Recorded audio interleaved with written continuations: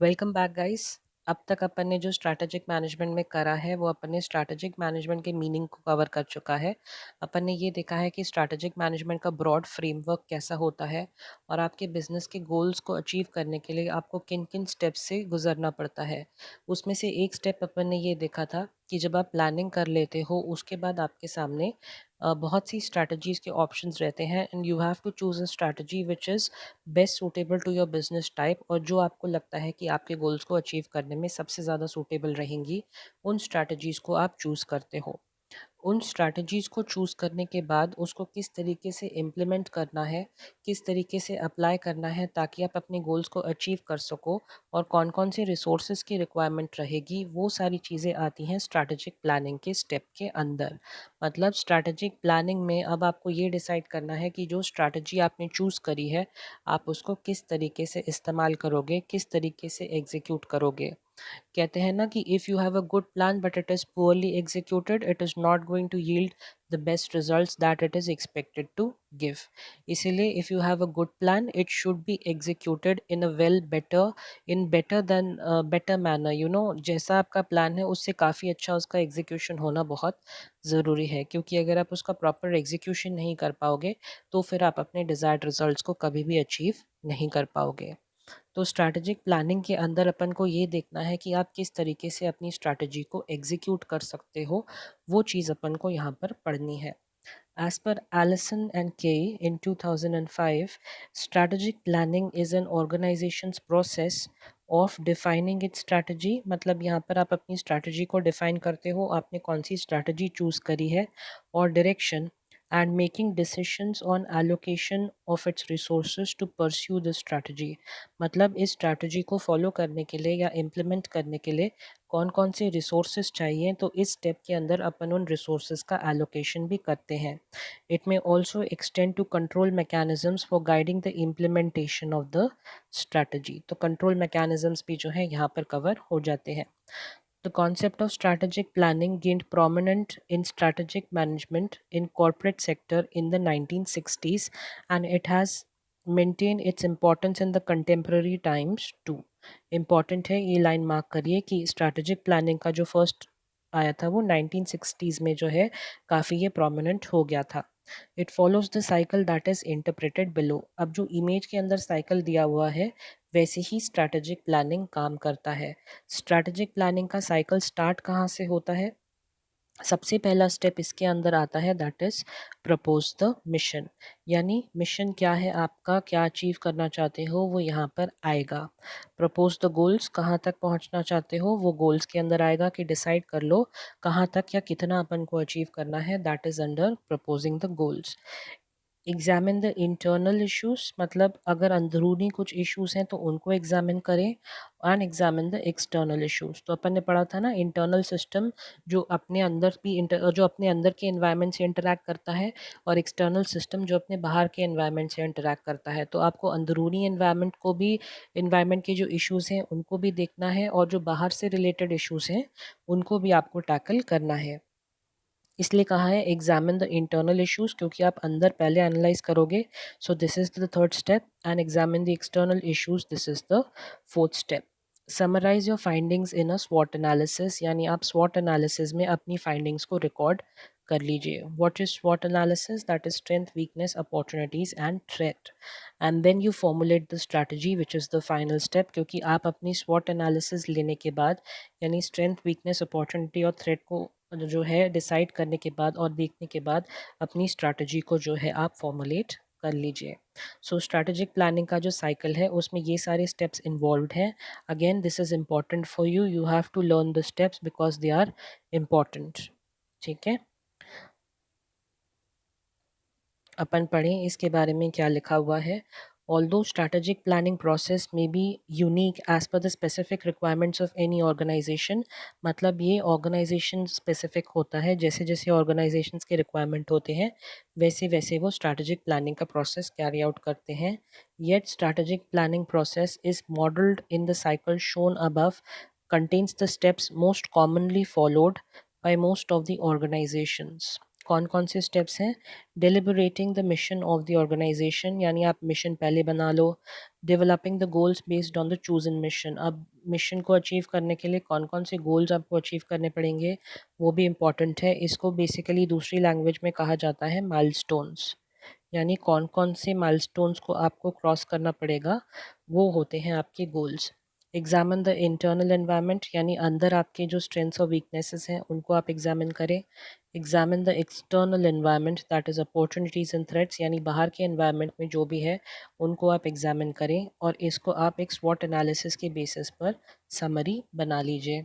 Formulate the final strategy based on the स्वॉट, इस स्वॉट एनालिसिस पे बेस्ड, क्योंकि आपको पता चल जाएगा कि आपके ऑर्गेनाइजेशन के लिए कौन सी बेस्ट सूटेड स्ट्रैटेजी है अकॉर्डिंग टू योर स्वॉट, that is strength, weakness, opportunity and threat, और जो भी आपको बेस्ट स्ट्रैटेजी लगती है उसको आप चूज़ कर लीजिए। Strategic planning is an iterative process, as a strategic planning process may begin with one mission and end with another depending upon the outcomes of the process. ये iterative mission होता है। iterative mission का मतलब it keeps on changing. Why? Because जैसे जैसे आप अपने goals को achieve करते हो वैसे वैसे हो सकता है कि आपका जो vision और mission है वो आगे जाके बदलता जाए, हो सकता है expand होता जाए कि आपको और horizons को achieve करना है, तो फिर उस accordingly जो है आपकी strategies बदल भी सकती हैं। इसलिए कहा गया है कि स्ट्रैटेजिक प्लानिंग का जो प्रोसेस है वो इटरेटिव नेचर का है। अगेन वेरी इंपॉर्टेंट लाइन, इसको भी मार्क कर लीजिए, that strategic planning process is an iterative process. Benefits of strategic planning. Strategic planning can help your organization in a number of critical ways. कैसे कैसे strategic planning आपके लिए beneficial है? तो strategic planning can help your organisation in a number of critical ways. Improved results and confidence, यानी आपके improve results और confidence आएगा if you have a better way of strategic planning. A proper plan में positively influence the organisational performance and can contribute to a greater sense of purpose, progress and accountability among its team. तो improve results और confidence आ सकता है strategic planning के थ्रू। Then we have focus. Good strategic planning forces the future thinking and can refocus and re-energize a disoriented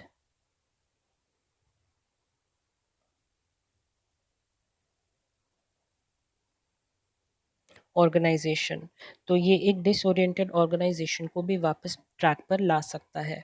problem solving. Strategic planning focuses on organisations most critical problems. तो strategic planning से आप organisations की सबसे critical problems को भी देख सकते हो, क्योंकि उसका जो मेन फोकस होता है वो क्रिटिकल प्रॉब्लम्स पर होता है। Choices and opportunities.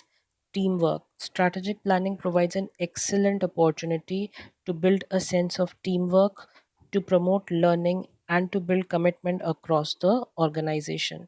यानी जो टीम वर्क है वो भी आप स्ट्रैटेजिक प्लानिंग के थ्रू आपको एक एक्सेलेंट अपॉर्चुनिटी मिल जाती है जिसमें आप अपना टीम वर्क को बिल्ड कर सकते हो, लर्निंग को प्रमोट कर सकते हो और कमिटमेंट अक्रॉस द ऑर्गेनाइजेशन जो है उसको भी आप बिल्डअप कर सकते हो, क्योंकि जैसे आपकी स्ट्रैटेजी डिसाइड होगी उसी बेसिस पर आप उस स्ट्रैटेजी को इम्प्लीमेंट करने के लिए अपनी पूरे की पूरी टीम को साथ में ला सकते हो।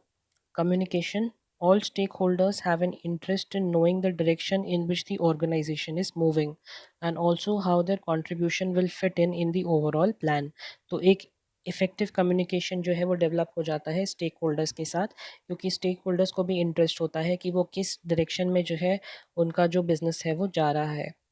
Greater control. Strategic planning can provide an organization a greater control the environment in which it operates. तो ये तो आपको पता ही है, क्योंकि यहाँ पर इंटरनल और एक्सटर्नल एनवायरनमेंट दोनों की स्टडी इन्वॉल्व होती है, and since you are studying the internal and external environment both of them, इसलिए यहाँ पर जो है आपको एक अपॉर्चुनिटी मिल जाती है कि आप ऑर्गेनाइजेशन के ऊपर ग्रेटर कंट्रोल रख सको, क्योंकि आप एनवायरनमेंट के ऊपर भी आपकी जो स्टडी है वो चल रही होती है।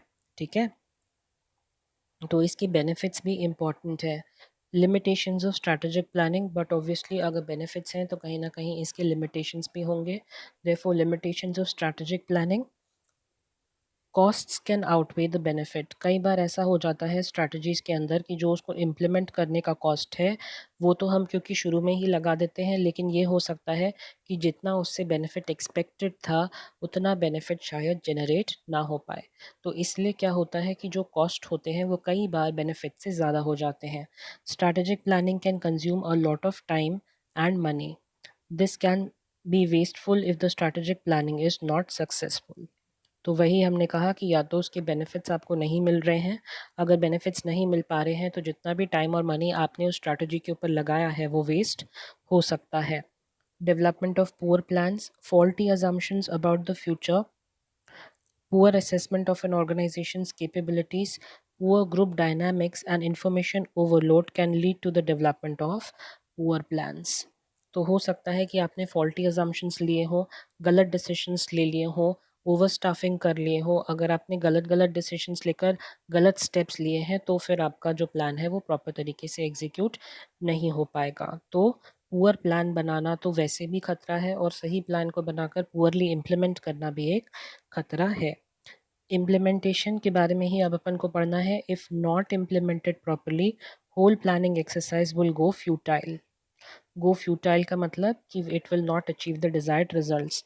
Disillusionment, cynicism, and feelings of powerlessness often result if the people contributed who have contributed energy for development of a plan which is not implemented. तो काफ़ी बार क्या होता है, डिसल्यूजनमेंट होने लगता है, सिनिसिज्म फील होने लगता है, पावरलेसनेस की फीलिंग आने लगती है, क्योंकि जिन लोगों ने अपना इतना एफर्ट लगाया है इस चीज़ के ऊपर और फिर वो अचीव नहीं कर पा रहे हैं तो काफ़ी डिसहार्टनिंग सी फीलिंग होती है। ठीक है, तो ये लिमिटेशंस हैं स्ट्रैटेजिक प्लानिंग के। तो स्ट्रैटेजिक प्लानिंग में भी अपन ने देख ही लिया कि एक स्ट्रैटेजिक प्लानिंग इंपॉर्टेंट स्टेप तो है ही, लेकिन सबसे ज़्यादा इंपॉर्टेंट उसमें ये था कि जो भी आप स्ट्रैटेजिक प्लान जो भी आपने स्ट्रैटेजी अडॉप्ट की है उसको आप प्रॉपर तरीके से इम्प्लीमेंट कर पाएँ। और उसके बेनिफिट्स भी अपन ने देख लिए कि अगर प्रॉपरली जो है स्ट्रैटेजी इम्प्लीमेंट होती है तो आप अपना जो विजन और मिशन स्टेटमेंट है, यानी जिसमें आपके गोल्स लिखे हुए हैं, आप उस गोल्स को प्रॉपर तरीके से अचीव कर सकते हो। ठीक है, next what we have here is the Porter's 5 forces model, जो कि आप अपने 12th स्टैंडर्ड में भी इसको कर चुके हो। आई बिलीव कि आपने अपने 12th में भी इसको कंप्लीट किया है। पोर्टर ने बेसिकली 5 फोर्सेस के बारे में बताया था, जो कि आप यहाँ पर डायग्राम के अंदर देख रहे हो। 5 फोर्सेस कौन कौन सी हैं यहाँ पर? It is a threat of entry, मतलब जो भी नए एंट्रेंट्स हो सकते हैं उनसे हमको खतरा हो सकता है। Bargaining power of the buyers, यानी बायर्स के पास जो कॉस्ट मतलब जो प्राइस कम करने की पावर होती है, यानी बार्गेनिंग पावर होती है, वो भी हमारे लिए एक प्रॉब्लम बन सकती है। वो भी एक ड्राइविंग फोर्स है बिजनेस के लिए। थ्रेट ऑफ द सब्सटीट्यूट्स, यानी हमारे प्रोडक्ट के कंपटीशन में जो सब्सटीट्यूट्स प्रोडक्ट हैं उनसे भी हमें जो है वो भी हमें एक तरफ फोर्स करती हैं, ये भी एक तरीके की फोर्स है। Bargaining power of the suppliers, जो सप्लायर्स हैं वो भी आपसे बोल सकते हैं कि आप हमें मतलब ज़्यादा अमाउंट में आपको माल बेच सकते हैं। सो that is another force. And जो फाइनल फोर्स होती है that is the industry rivalry. तो दीज आर द 5 फोर्सेस। अब इसमें देखिए जो सेकंड और फोर्थ फोर्स हैं दे आर ऑलमोस्ट सिमिलर, बस डिफरेंस सिर्फ इतना है कि सेकंड फोर्स में बायर्स हैं और यहाँ पर सप्लायर्स हैं। अगेन जो फर्स्ट और थर्ड है ये दोनों थ्रेट्स हैं।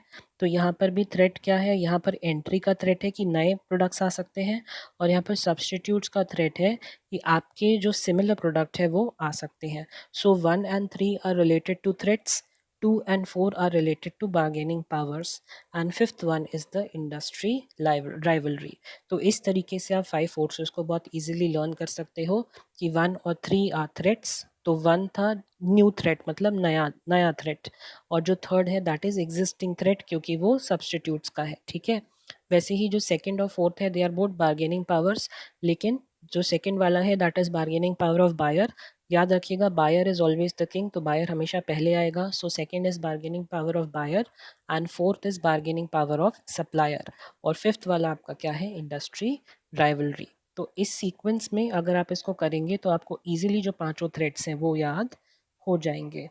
ठीक है, तो अब अपन पढ़े पोर्टर्स 5 फोर्सेस मॉडल के बारे में। सबसे पहले पढ़े हम इसकी definition. This tool was created by Harvard business school professor Michael porter. Important line Michael porter ने इसको क्रिएट किया, पूछ सकते हैं एग्जाम में।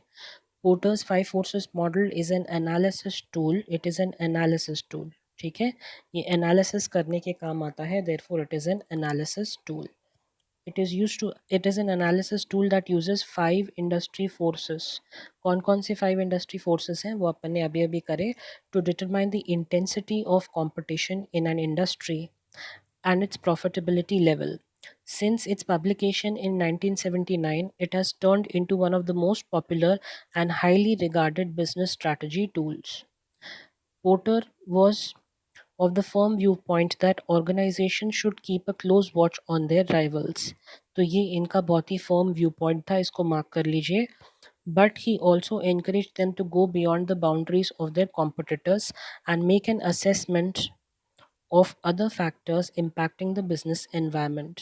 तो यहाँ पर पोर्टर क्या सजेस्ट करना चाहते थे, सबसे पहले उन्होंने कहा क्योंकि मार्केट में कंपटीशन है तो सबसे पहले उन्होंने कहा कि आपको हमेशा अपने जो राइवल्स हैं उनके ऊपर बहुत ही स्ट्रॉन्ग और कड़ी नज़र रखना बहुत ज़रूरी है।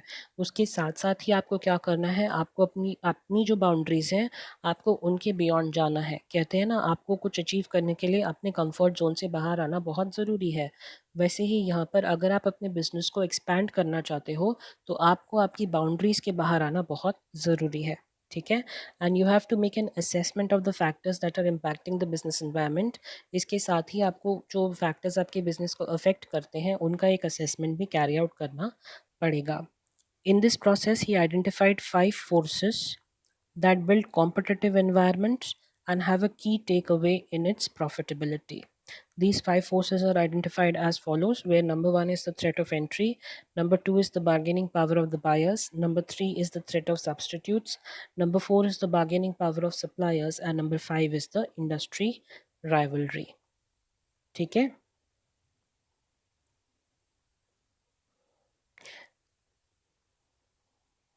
these 5 forces establish an industry structure and the level of competition in that industry. The stronger the competitive forces are in the industry, the less profitable it becomes ultimately। मतलब जितनी ज़्यादा ये कॉम्पिटिटिव फोर्सेस रहेंगी market में उतना ही profitability जो है वो कम होती जाएगी। ऑब्वियसली जहाँ जिस सेक्टर में कंपटीशन सबसे ज़्यादा होगा वहाँ पर प्रॉफिटेबिलिटी उतनी ही कम होगी। An industry with low barriers to enter and having not many buyers and suppliers but many substitute products and competitors will be viewed as highly competitive and thus lesser attractive due to its low profitability। तो ये आपको mark करना पड़ेगा कि ऐसी कौन सी industry है जो सबसे लीस्ट अट्रैक्टिव होती है, उसमें प्रॉफिटेबिलिटी भी सबसे कम है।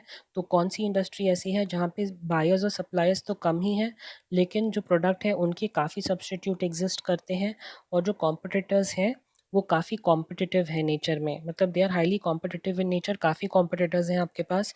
तो वहाँ पर जो है सबसे लीस्ट अट्रैक्टिव इंडस्ट्री कहलाती है क्योंकि वहाँ पे बायर्स भी कम है, ज़्यादा सब्स्टिट्यूट्स अवेलेबल हैं और कॉम्पिटिटर्स जो है वो इफ़ वो काफ़ी कॉम्पिटिटिव है नेचर में, तो वहाँ पर लो प्रॉफिटेबिलिटी होती है और वहाँ पर जो है बिज़नेस की काफ़ी वो it is a least attractive sector.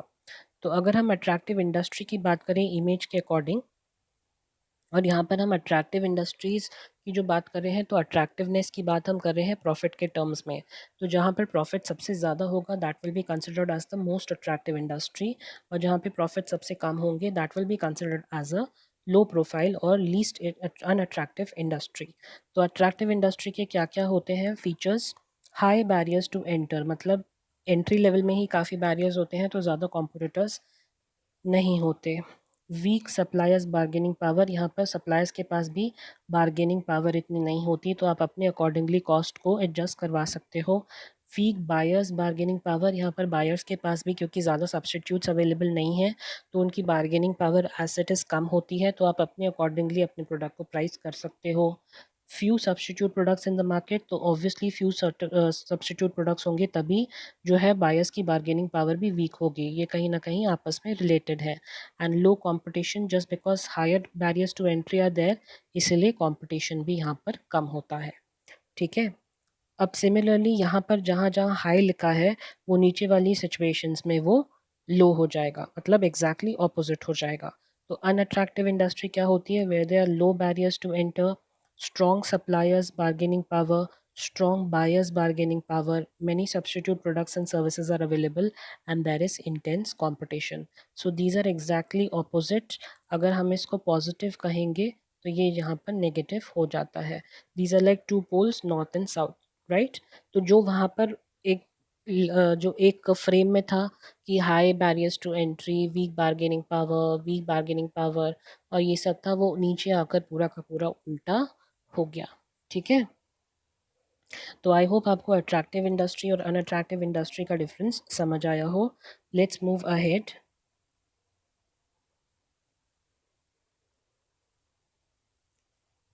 It is every strategic leader's job to make an assessment of a company's competitive position in the industry and to identify its strengths and weakness to make stronger that position.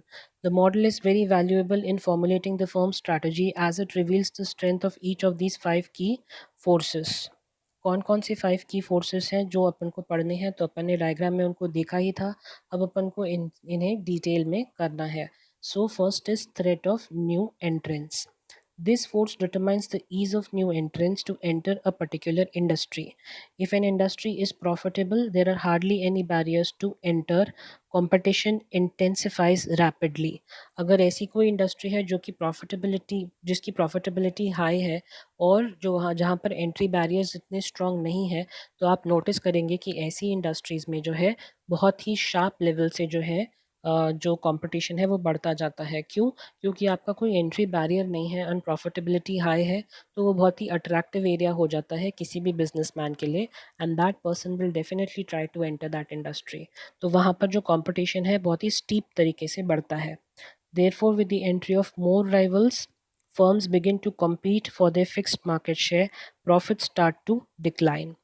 Hence, it is critical for existing organizations in the industry to build high barriers to enter to discourage the new entrants.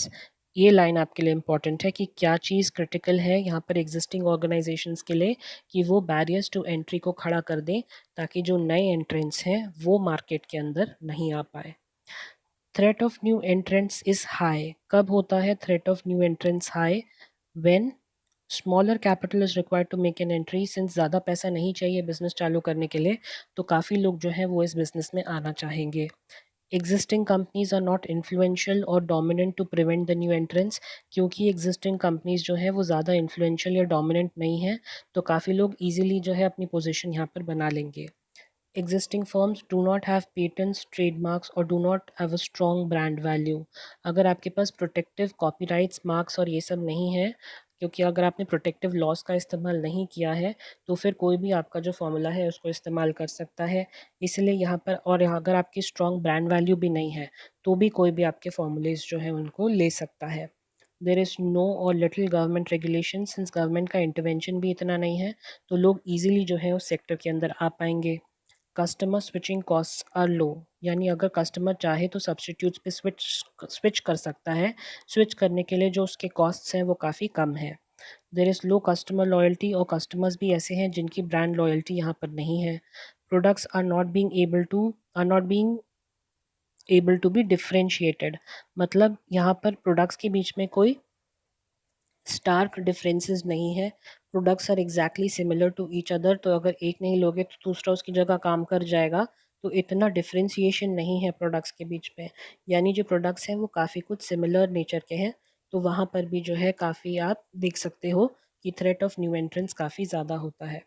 Economies of scale can be effortlessly acquired. और यहाँ पर आप बहुत easily जो है success acquire कर सकते हो, क्योंकि यहाँ पर जो है entries to barriers to entry जो है वो नहीं है. ठीक है, तो ये सारे फैक्टर्स डिटरमाइन करते हैं कि जो थ्रेट ऑफ न्यू एंट्रेंस होता है वो हाई होता है if these factors are present. तो अगर ये फैक्टर्स प्रेजेंट होंगे तो जो न्यू एंट्रीज होंगी वो भी ज़्यादा होंगी.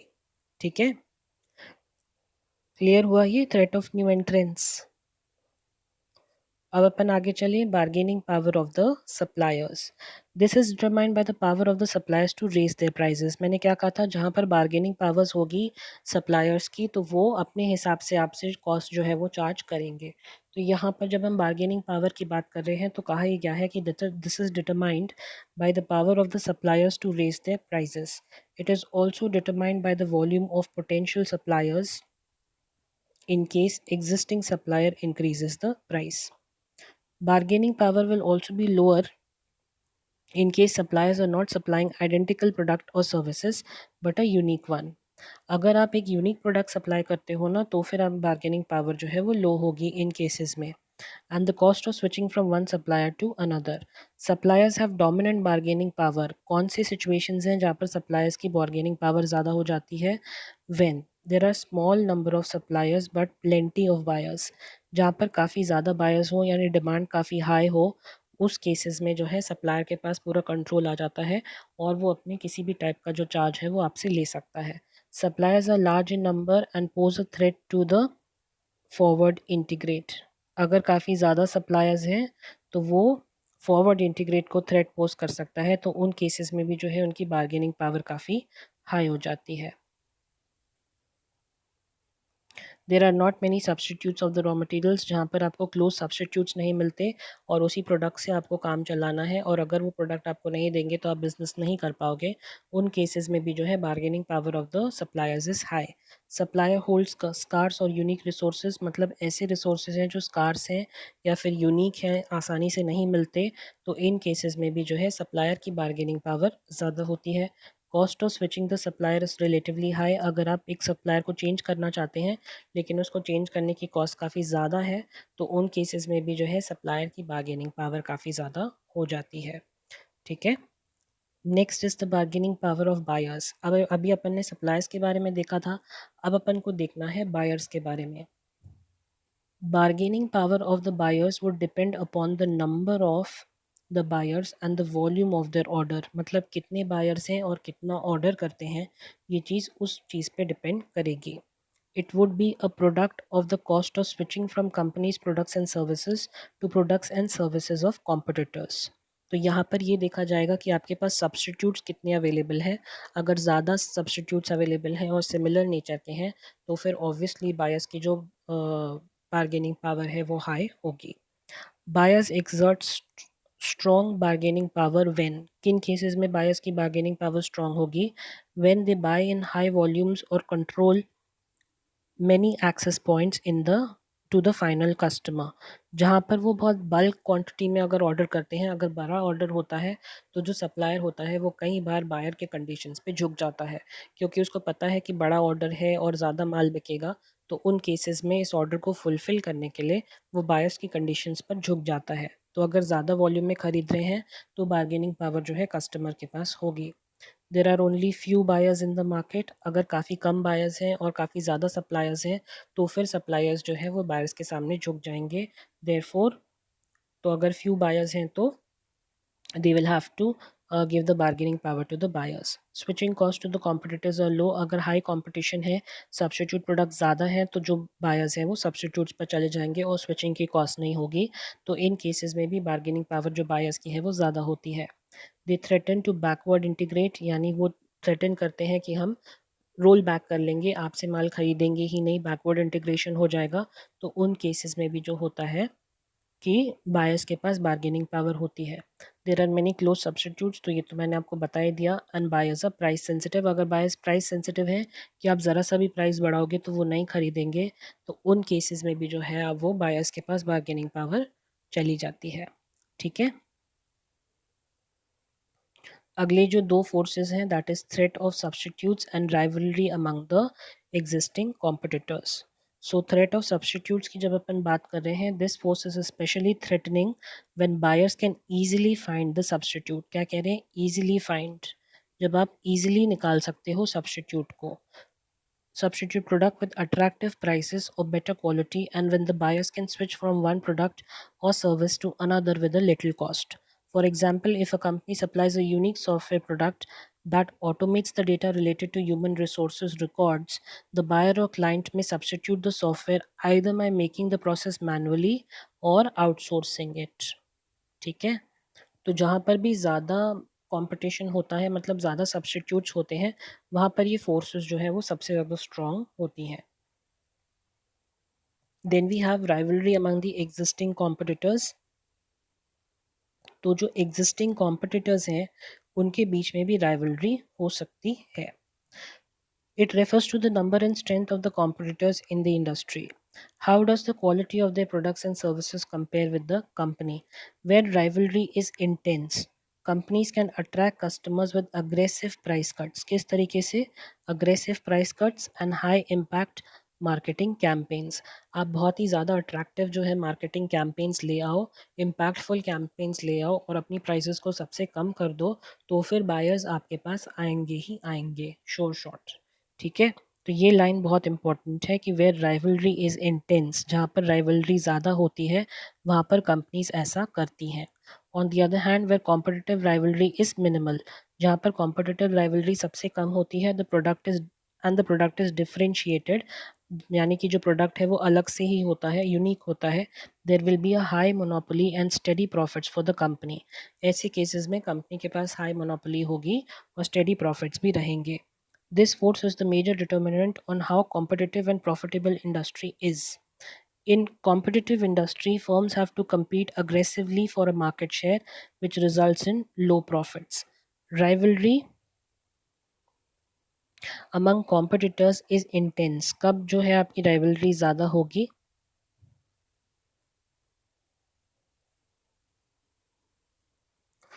When there are several competitors, जब ज़्यादा से ज़्यादा competitors होंगे तब एग्जिट बैरियर्स आर हाई, मतलब लोग इस इंडस्ट्री से बाहर नहीं निकल पा रहे हैं, उनका यहाँ पर रहना मतलब वो फंस गए हैं इंडस्ट्री में, तो वहाँ पर एग्जिट बैरियर्स अगर ज़्यादा होते हैं तो कॉम्पिटिटर्स बड़े रहेंगे। इंडस्ट्री ग्रोथ इज स्लो और नेगेटिव, क्योंकि ज़्यादा कॉम्पिटिटर्स हैं, sorry, industry growth is slow and negative क्योंकि यहाँ पर कॉम्पिटिटर्स के बीच में कंपटीशन काफ़ी ज़्यादा है, इसलिए कोई भी किसी को ग्रो नहीं करने देगा। प्रोडक्ट्स आर नॉट डिफरेंशिएटेड, यानी सबके सब्सटीट्यूटेड या सिमिलर प्रोडक्ट्स हैं। Products can be easily substituted and low customer loyalty, अगर आप कस्टमर्स की भी अपनी खुद की प्रोडक्ट लॉयल्टी नहीं है तो वो ईजिली स्विच कर जाएंगे। Although Porter originally introduced five forces affecting an industry, scholars have suggested including the sixth force, that is complements. Important line mark करिए कि पोर्टर ने तो सजेस्ट किया था पांच, लेकिन स्कॉलर्स ने सजेस्ट किया है कि एक छठी फोर्स भी है, that is known as complements. Complements increase the demand for the primary product which they are in with which they are used, thus increasing the firm's and the industry's profit potential. Example mark करिए, important है. For example, Amazon Prime complements Amazon and Jio TV complements Jio Telecom business. As a result, the sale of both products shot up as compared to the competitors. जब आप complementary products देना start कर देते हो अपने main product के साथ, तो वो भी एक force कहलाने लगती है, right? फॉर एग्ज़ाम्पल जैसे अमेज़ॉन ने निकाला हुआ है कि अगर आप अमेज़ॉन पे यूज़ करते हो या अमेज़ॉन को यूज़ करते हो तो वो आपको वाउचर्स दे देते हैं जिसके अंदर आप अमेज़ॉन टीवी, जो उनका अमेज़ॉन का प्लेटफॉर्म है प्राइम वीडियो, उसको आप देख सकते हो। तो क्या होता है ना, उन केसेस में काफ़ी लोग क्योंकि ऐसे होते हैं, अगर उनको कोई चीज़ चाहिए रहती है and that is coming for free, लेकिन वो फ्री के साथ साथ आपको एक दूसरा प्रोडक्ट भी खरीदना पड़ेगा तो वो खरीद लेते हैं। तो यहाँ पर ये जो कहलाता है that is complementary items that you are giving, right, along with the main product. तो कई बार क्या होता है, कॉम्प्लीमेंट्री आइटम्स भी आपके जो मेन प्रोडक्ट के हैं उनके कस्टमर्स को खींच कर ले आते हैं। ठीक है, अब अपन ने मॉडल तो समझ लिया है। Now what we need to understand is how to implement this model. ठीक है, so the following steps are to be followed in order to implement the Porter's model.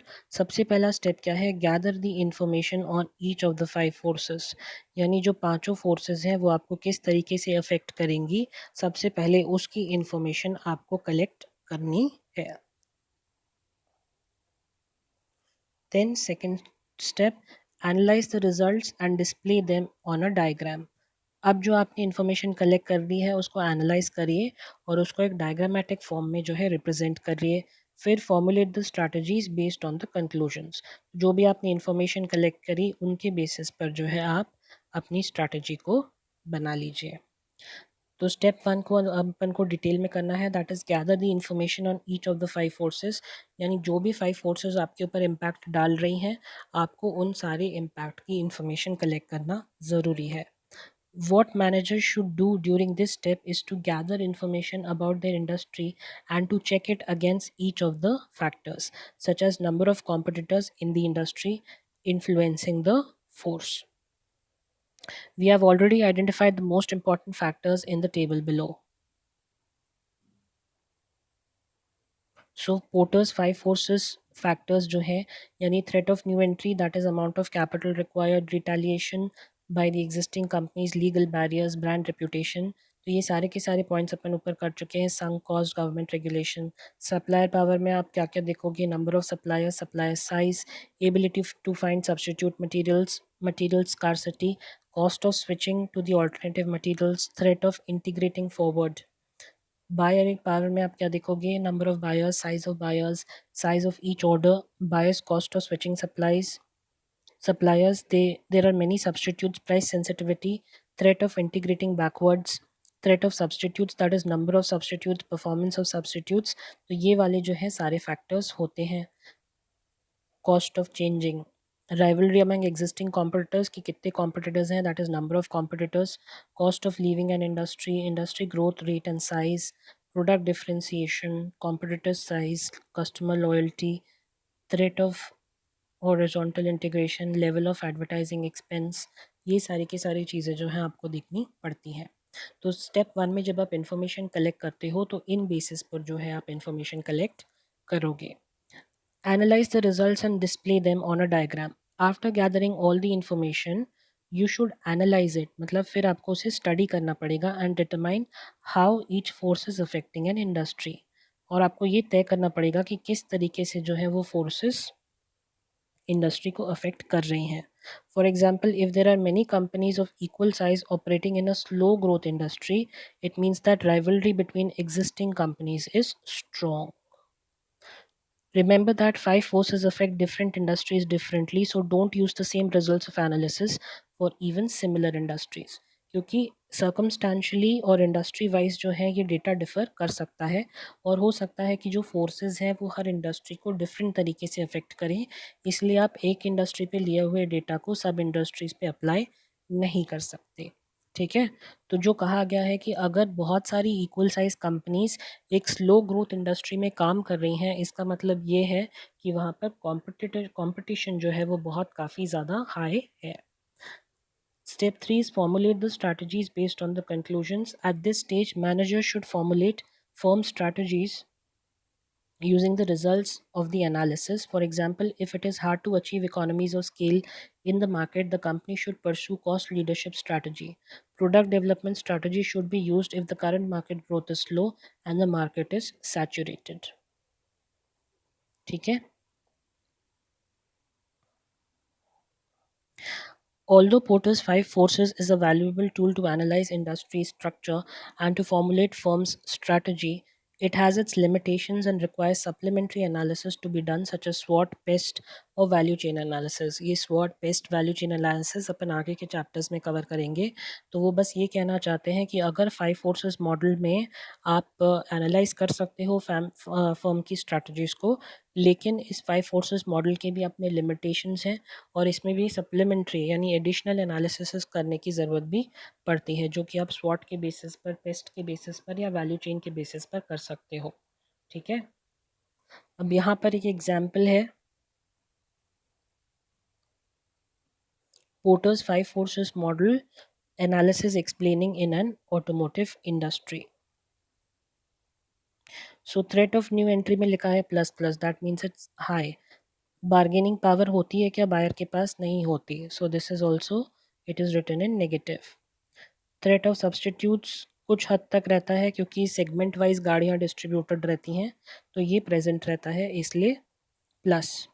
Supplier के पास पावर रहती है क्या बार्गेन की? ऑब्वियसली सप्लायर्स डिसाइड कर सकते हैं गाड़ी का दाम, इसलिए प्लस. कॉम्पिटिटिव राइवलरी इतनी नहीं होती इस इंडस्ट्री के अंदर क्योंकि सबकी गाड़ियों की अपनी अलग अलग सबकी गाड़ियों की अपनी अलग अलग पहचान है, अलग अलग परफॉर्मेंस मेजर्स हैं, तो वो अलग अलग ही होती हैं, इसलिए कॉम्पिटिटिव राइवलरी इतनी नहीं होती. ठीक है. Like this is my interpretation of this.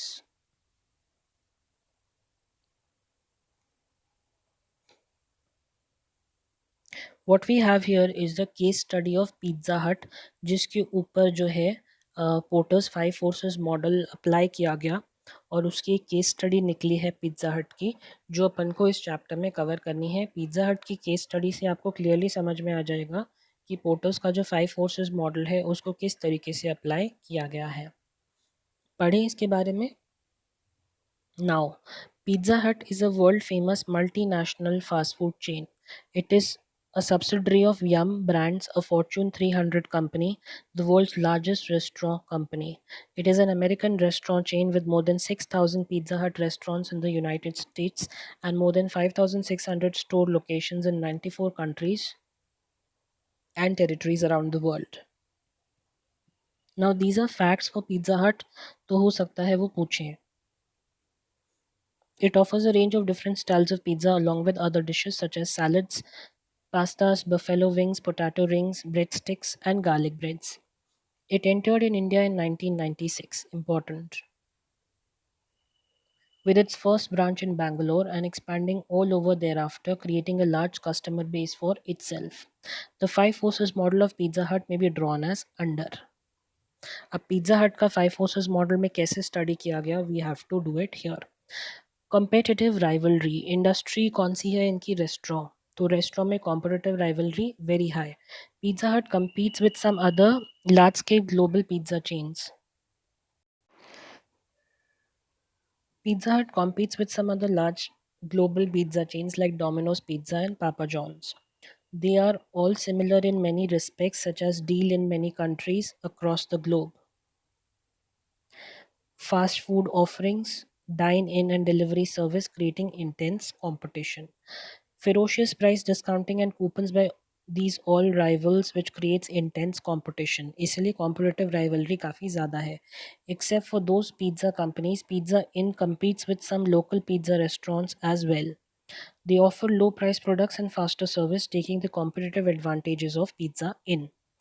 The pizza segment is more challenging for traditional restaurants by other substitutions, including supermarkets, which not only sell frozen pizzas but are ready to bake pizzas भी वो लोग देते हैं, and warehouse clubs sell large size pizzas. तो यहाँ पर competitive rivalry काफ़ी ज़्यादा है, क्योंकि रेस्टोरेंट्स तो है ही आपके कंपटीशन में, उसके साथ साथ आपके कंपटीशन के अंदर जो है सुपरमार्केट्स भी इंक्लूड हो गए हैं, क्योंकि वो फ्रोज़न पिज़्ज़ा रखते हैं जो कि लोग खरीद कर आप ओवन में उसको गर्म करो and your pizza is ready. So that is also a competitive threat to you, क्योंकि वो भी आपके प्रोडक्ट के लिए कॉम्पिटिशन है। Why would a person go to a restaurant, order a fresh pizza and eat if he can get the same pizza from a supermarket which he has to just heat it in his microwave and it is ready for consumption, right? तो कहीं ना कहीं आपके लिए जो है वो एक थ्रेट तो है कि कॉम्पिटिटर्स काफ़ी ज़्यादा है। Threat of new entrance is low because ये ऑलरेडी एक सैचुरेटेड इंडस्ट्री है। प्रॉफिटेबिलिटी कम है क्योंकि कॉम्पिटिटर्स काफ़ी ज़्यादा हैं, तो इतने लोग जो हैं यहाँ पर अंदर आना नहीं चाहेंगे। Pizza chains are juggling with side effects of deep recession because of higher ingredient prices and thin margins and elevated competition from non-traditional channels, क्योंकि यहाँ पे जो ingredient prices हैं वो भी काफ़ी ज़्यादा हैं और उस पे margins काफ़ी कम है, प्लस आपको पता ही है कि threat of competition, जो competition है वो पिज़्ज़ा चेन में काफ़ी ज़्यादा है। Existing competitors keep lowering their prices and discounting discounts and expanding the distribution channels, creating barriers to new entrants, क्योंकि जो existing competitors हैं इंडस्ट्री के अंदर वो अपने जो प्राइजेस हैं उनको लो करते रहते हैं और डिस्काउंटिंग भी काफ़ी अच्छी खासी मिलती रहती है, इसलिए कंपटीशन काफ़ी ज़्यादा है इंडस्ट्री के अंदर, तो न्यू एंट्रेंट्स का आना थोड़ा मुश्किल है। Existing competitors have fast mover advantages such as mature technology in specialty production and healthy relationship with distribution channels. Therefore, second mover can hardly survive without innovation in the industry, क्योंकि काफ़ी अब जो ये इंडस्ट्री है developed हो चुकी है और जो उसके अंदर लोग हैं उनके पास ज़्यादा हाई टेक्नोलॉजी भी प्रेजेंट है, इसलिए जो भी नया एंट्रेंट होगा उसको उससे बेटर टेक्नोलॉजी या इनोवेशन लाना पड़ेगा। तो it is very difficult for entrance, जो न्यू एंट्रेंस है, for them to cope with it.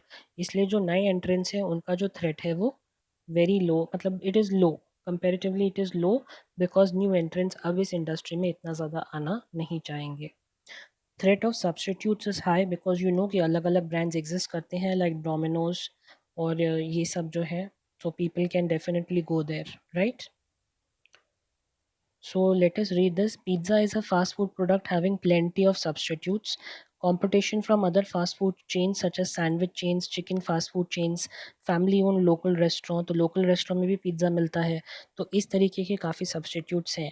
Traditional food chains like Bicano, Haldiram, etc. offer customers fast, convenient and cheap products and services that cater to Indian taste as well, क्योंकि यहाँ पर India में एक problem है कि pizza का test सबको पसंद नहीं आएगा. तो जो फूड चेन्स इंडियन टेस्ट को केटर करती हैं तो वो भी आपके लिए एज अ सब्सटीट्यूट का काम करेंगी. Substitutes make price elasticity high since the customers have more alternatives. तो यहाँ पर जो थ्रेट ऑफ सब्सटीट्यूट्स है that is quite high. Power of customers, वो तो आपको पता है कि it is from medium to low. Being a large population fan of fast food, this makes bargaining power of the customers. Every single customer is unlikely to purchase a large quantity of the product, and it's not likely that each of them contributes a large proportion of sales. Fast food chains are high in demand in shopping centers, malls, residential areas, college campuses, and offices. In addition, customers are fragmented with no particular effect on the product prices or price. Therefore, they will not be hurt by losing a petite amount of customers. In the industry, customers are less sensitive to price fluctuations, which is relatively inelastic, so that providers have a large price controlling power. तो यहाँ पर bargaining power जो है वो medium और लो के बीच में ही है. पावर ऑफ द सप्लायर्स, यहाँ पर सप्लायर्स के पास भी पावर नहीं है. क्यों? क्योंकि यहाँ पर जो इंग्रेडिएंट्स हैं उनका ही प्राइस काफ़ी हाई है and plus the margin is quite low. तो यहाँ पर जो सप्लायर्स हैं उनके पास भी इतना कोई पावर, बार्गेनिंग पावर नहीं है. Therefore bargaining power is low in case of pizza industry. The major suppliers of fast food industry are raw material suppliers. As raw material is common and available in plenty, such as flour, cheese, vegetables, therefore bargaining power of suppliers is low. Raw material is perishable and cannot be stored for long. Industry is labor intensive, labor is abundant in India. Suppliers tend to keep a long term relationship with the concentrated purchasers.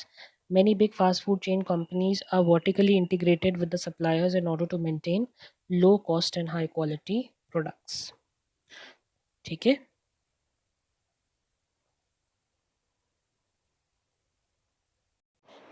तो जो इसका last point है कि many big fast food chain companies are vertically integrated with suppliers in order to maintain low cost and high quality products. इसका मतलब ये हुआ कि जो वर्टिकल चेन होती है सप्लाई चेन मैनेजमेंट में, अपन ने किया था ना कंपटीशन एक्ट में, वर्टिकल जो सप्लाई चेन मैनेजमेंट की चेन थी, तो वहाँ पर जो है उन्होंने वर्टिकल इंटीग्रेशन कर लिया है. इसका मतलब है कि जो ऊपर जहाँ से इनके रॉ मटेरियल्स आते हैं, इन्होंने उनके साथ भी जो है अपने स्पेसिफिक टाइप्स कर लिए हैं. तो वो लोग काफ़ी इजीली जो है अपना रॉ मटेरियल प्रोक्योर कर सकते हैं. इसलिए सप्लायर्स के पास भी इतनी बार्गेनिंग पावर नहीं होती. और कई बार तो क्या होता है, फास्ट फूड चेन वाले जो होते हैं वो कहीं ना कहीं रॉ मटेरियल्स खुद से भी मैन्युफैक्चर करना स्टार्ट कर देते हैं. अगर आपने कभी ध्यान दिया हो, मैकडोनल्ड्स के अंदर एक जो सॉस का, जो टोमेटो केचप का आपको सैशे मिलता है, अगर नोटिस करेंगे तो उसके ऊपर भी मैकडोनल्ड्स लिखा रहता है. मतलब मैकडोनल्ड्स ने अपनी केचप प्रोड्यूस करना भी स्टार्ट कर दिया. सिमिलरली डोमिनोज़ में जब आप देखते हैं तो वहाँ पर आपको चिली फ्लेक्स और ओरिगैनो के जो पैकेट्स मिलते हैं उनके ऊपर भी डोमिनोज़ लिखा रहता है, डोमिनोज़ पिज़्ज़ा. मतलब उन लोगों ने वो जनरेट करना भी स्टार्ट कर दिया. कई बार आपने एडवर्टाइजमेंट्स में भी देखा होगा कि जो बेस है that is prepared in house, और कुछ कंपनीज जो पिज़्ज़ा का बेस होती हैं वो बाहर से मंगवाती हैं, राइट. तो जब ये हो जाता है तो इसको वर्टिकल इंटीग्रेशन कहा जाता है, क्योंकि ये एससीएम में यानी सप्लाई चेन में खुद को इंटीग्रेट करते जाते हैं. कुछ कुछ प्रोक्योरमेंट खुद से भी करने लगते हैं और कुछ कुछ इन हाउस डेवलपमेंट भी करने लगते हैं. तो जब ऐसा होने लगता है ना, तो वहाँ पर भी जो है सप्लायर्स के पास इतना बार्गेनिंग पावर नहीं रहता. ठीक है. तो अब अपन ने ये जो पोर्टर का एप्लीकेशन है फाइव फोर्सेस का, वो पिज़्ज़ा हट के अकॉर्डिंगली पढ़ा है. ठीक है. यहाँ पर आके अपना चैप्टर जो है ख़त्म होता है. इसको आप रिवाइज़ करिएगा. कोई भी अगर आपको डाउट आए तो प्लीज़ मुझसे व्हाट्सएप करके पूछ लीजिएगा. Do not hesitate to ask questions. If you have any kind of doubts please WhatsApp me at any time. Okay. अब अपन जो है आगे के चैप्टर्स को स्टार्ट करेंगे. जब तक आप इसे और फर्स्ट चैप्टर को पूरा रिवाइज़ कर लीजिए प्रॉपर तरीके से and start solving questions from the scanners that you have. Okay. And we will conduct a discussion of these two chapters soon. चलो, I'll see you in the next video. Till then, take care. Bye bye.